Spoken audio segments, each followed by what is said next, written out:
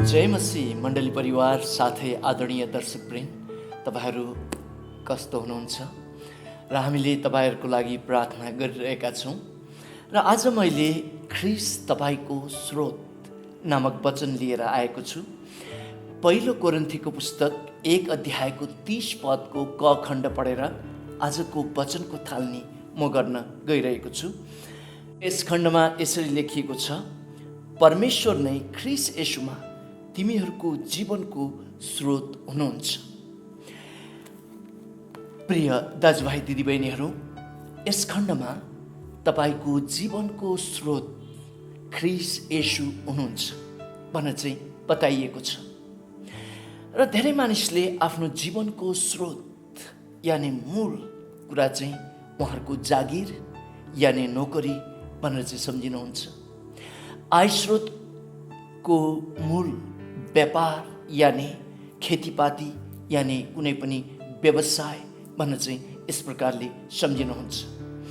तर पवित्र बाइबल धर्मशास्त्रको यस खण्डमा यो स्पष्ट गरिएको छ, तपाईको जीवनको यानि आय कुराहरूको सबै कुराहरूको स्रोत चाहिँ येशू ख्रीष्ट हुनुहुन्छ। उहाँ सृष्टिकर्ता परमेश्वर हुनुहुन्छ भनेर चाहिँ यस खण्डमा बताइएको छ। स्रोत यानि मूल चाहिँ सृष्टिकर्ता परमेश्वर येशू मसीह हुनुहुन्छ। तर माध्यम चाहिँ हाम्रो जागिर यानि नोकरी यानि व्यापार यानि खेती यानि व्यवसाय यानि कुनै पनि हाम्रो आयमूलक स्रोत चाहिँ ती कुराहरू हुन सक्दछन्। तर हामी जिउने आधार चाहिँ हाम्रो आय स्रोत सम्झेका छौँ, त्यो चाहिँ होइन भनेर बाइबल धर्मशास्त्रले बताउँदछ। त्यो चाहिँ परमेश्वरले तपाईँलाई दिनुभएको माध्यम मात्रै हो भनेर चाहिँ बताएको हो। र प्रिय दाजुभाइ दिदीबहिनीहरू, एकपटक इजरायलमा ठुलो खडेरी पर्यो 3.5 वर्षको। र त्यस खडेरीको समयमा राजा आहाब जो इजरायलका राजा हुनुहुन्थ्यो, उहाँले चाहिँ एलिया अगमवक्ताको कारणले गर्दाखेरि यो खडेरी परेको हुनुपर्छ भनेर चाहिँ भनिएको कारणले गर्दा उहाँलाई आहाब राजाले मार्न कोसिस गरिराख्नु भएको थियो। र परमप्रभु परमेश्वरले एलिया अगमवक्तालाई भन्नुभयो कि जाऊ र करित खोल्सामा तिमी लुकेर बस भनेर चाहिँ भन्नुभयो। र त्यो समयमा परमप्रभु परमेश्वरले कागद्वारा एलिया अगमवक्तालाई मासु र रोटी हरेक बिहान हरेक बेलुकी खुवाउनु भयो।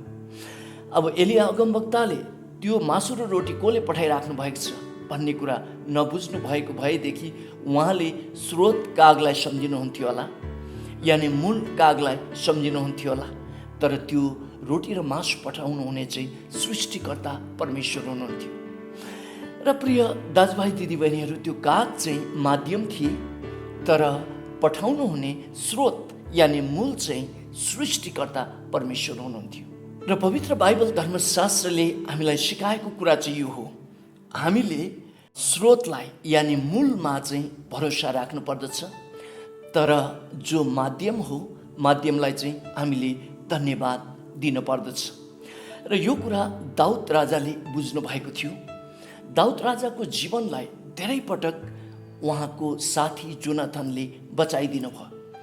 र दाउद राजाले कहिले पनि जोनाथनले मेरो जीवन बचाए भन्ने उहाँले सम्झिनु भएन, किनकि त्यो कुरा सत्य पनि थियो। जोनाथन चाहिँ माध्यम मात्रै हुनुहुन्थ्यो, तर बचाउनु हुने त परमेश्वर नै हुनुहुन्थ्यो। जोनाथनको हृदयमा परमप्रभु परमेश्वर बोल्नु भएर दाउद राजालाई विभिन्न अप्ठ्यारोहरू परेको बेलामा जोनाथन मार्फत सहायता हुन्थ्यो। र दाउद राजा जोनाथनप्रति धन्यवादी थिए, तर परमेश्वरमा चाहिँ उहाँ भर पर्नुहुन्थ्यो। र जब जोनाथन मर्नुभयो त्यस समयमा दाउद राजा जोनाथनप्रति धन्यवादी हुनुभएको कारणले गर्दा जोनाथनको बाँचेको कोही मानिसहरू छ कि भनेर चाहिँ उहाँले खोज तलास गर्नुहुँदा मफीबोसेत जो एक अपाङ्ग जोनाथनको छोरा चाहिँ जीवित थिए र उहाँले दरबारमा ल्याउनु भयो, आफूसँग खाने बनाउनु भयो र उसको बाजे शाउल राजाको सारा सम्पत्ति मफीबोसेतलाई उहाँले धन्यवाद स्वरूप दिइदिनु भयो। र यो धन्यवादी चाहिँ जोनाथन प्रतिको थियो। र जोनाथन चाहिँ माध्यम हुनुहुन्थ्यो, परमेश्वर चाहिँ दाउदको जीवन बचाउनु हुने स्रोत यानि मूल हुनुहुन्थ्यो। यो कुरा दाउदले थाहा गरेका थिए। र अङ्ग्रेजीमा सोर्स र रिसोर्स भनेर चाहिँ भनिन्छ। र तपाईँको सबै कुराहरूको आएको सोर्स चाहिँ प्रभु येशू हुनुहुन्छ।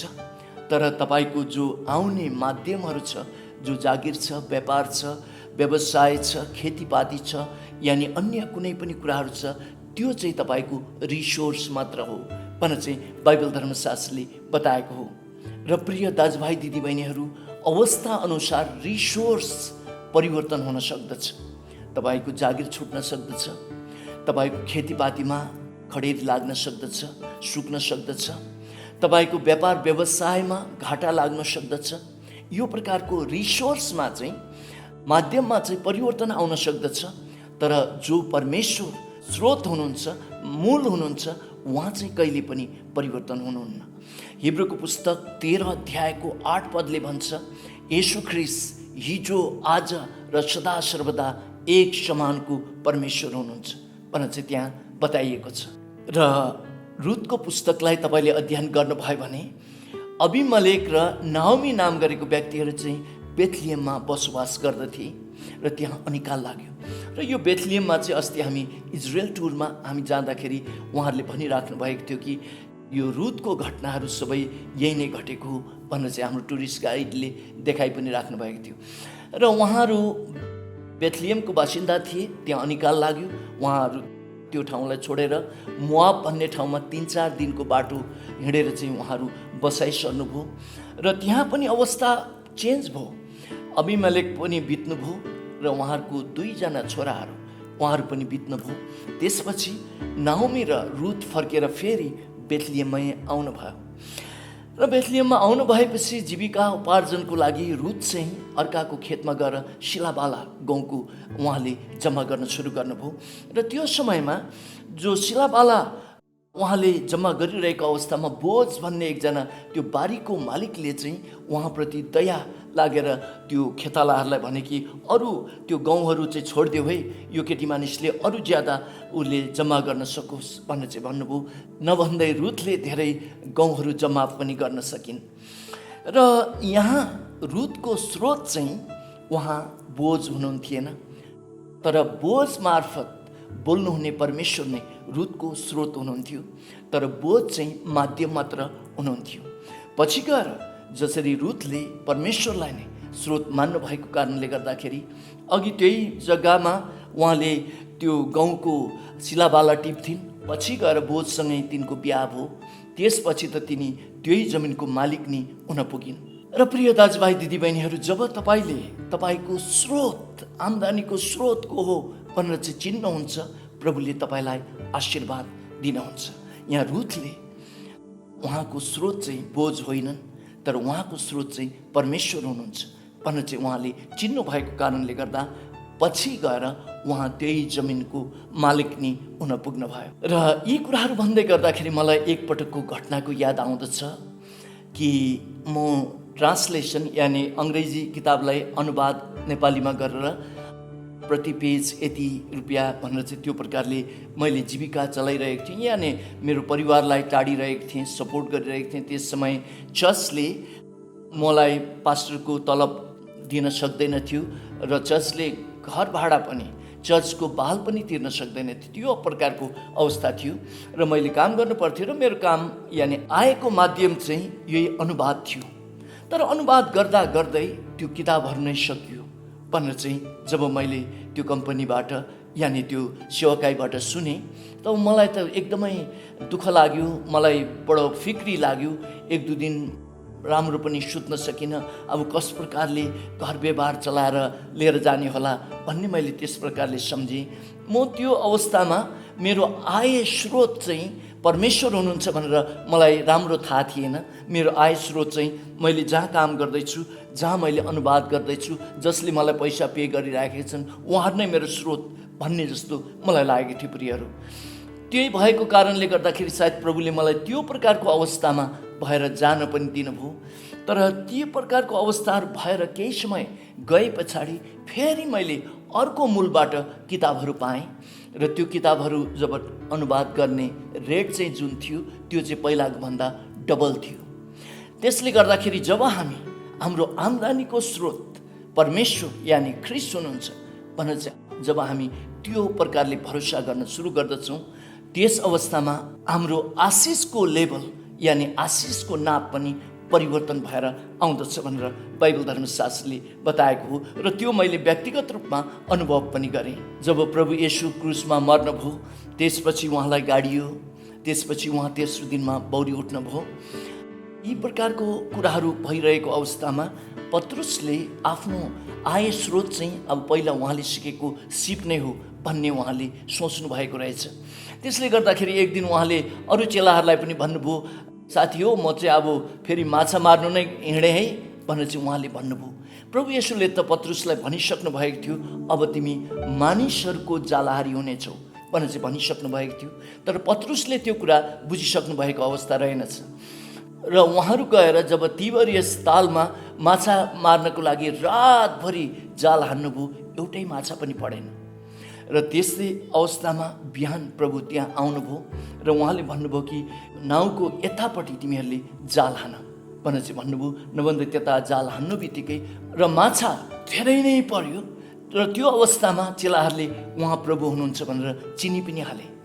र त्यसपछि प्रभुले जो किनारमा चेलाहरूलाई खुवाउनको लागि माछा र रोटी तयार गरेर राख्नु भएको थियो, बाबु हो तिमीहरू आओ र माछा र रोटी खाओ भनेर चाहिँ उहाँले दिनुभयो। र प्रभुले चेलाहरूलाई यहाँ सिकाउँदै गर्नुभएको कुरा चाहिँ यो थियो, तिमीहरूको आय स्रोत चाहिँ तिमीहरूको सिप होइन तर म हुँ भनेर चाहिँ उहाँले त्यहाँ देखाउँदै हुनुहुन्थ्यो।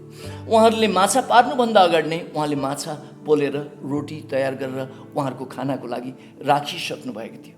र प्रिय दाजुभाइ दिदीबहिनीहरू, यदि तपाईँले तपाईँको आय स्रोत तपाईँको जागिर यानि नोकरी सम्झिनु भएको छ, तपाईँको आय स्रोत तपाईँको घर सम्झिनु भएको छ, घर भाडा सम्झिनु भएको छ, तपाईँको आय स्रोत तपाईँको व्यापार सम्झिनु भएको छ, तपाईँको आय स्रोत तपाईँको खेतीपाती सम्झिनु भएको छ, तपाईँको आय स्रोत कुनै पनि व्यवसाय सम्झिनु भएको छ, यानि तपाईँको सिप सम्झिनु भएको छ भने पवित्र बाइबल धर्मशास्त्रले यो स्पष्ट गरेको छ, त्यो चाहिँ तपाईँलाई प्रभुबाट पाउने माध्यम मात्रै हो। ती कुराहरू चाहिँ रिसोर्स मात्रै हुन्, तर तपाईँको पक्का सोर्स चाहिँ प्रभु येशू नै हुनुहुन्छ भनेर चाहिँ बाइबल धर्मशास्त्रले बताएको छ। र पहिलो कोरिन्थीको पुस्तक 1 अध्यायको 30 पद मैले सुरुवातमा नै पढेर तपाईँहरूलाई सुनाइसकेको छु। र त्यस खण्डमा परमेश्वरको वचन स्पष्ट यही छ, परमेश्वर नै ख्रीष्ट येशूमा तिमीहरूको जीवनको स्रोत हुनुहुन्छ। र प्रिय दाजुभाइ दिदीबहिनीहरू, हामी धरतीमा हुँदाखेरि विभिन्न प्रकारको अवस्थामा भएर हामी जाँदछौँ। अवस्था परिवर्तन हुँदछ, हाम्रो जागिर परिवर्तन हुन सक्ला, हाम्रो आय स्रोत परिवर्तन हुन सक्ला, तर येशू ख्रीष्ट उहाँ कहिले पनि परिवर्तन हुनुहुन्न। त्यस कारणले गर्दाखेरि तपाईँ नडराउनुहोस्, हताशित नहुनुहोस्, भयभीत नबन्नुहोस्। प्रभु येशू तपाईँको स्रोत हुनुहुन्छ। र यति भन्दै म टेक दाहाल आजको वचनबाट बिदा हुन्छु। जय मसीह।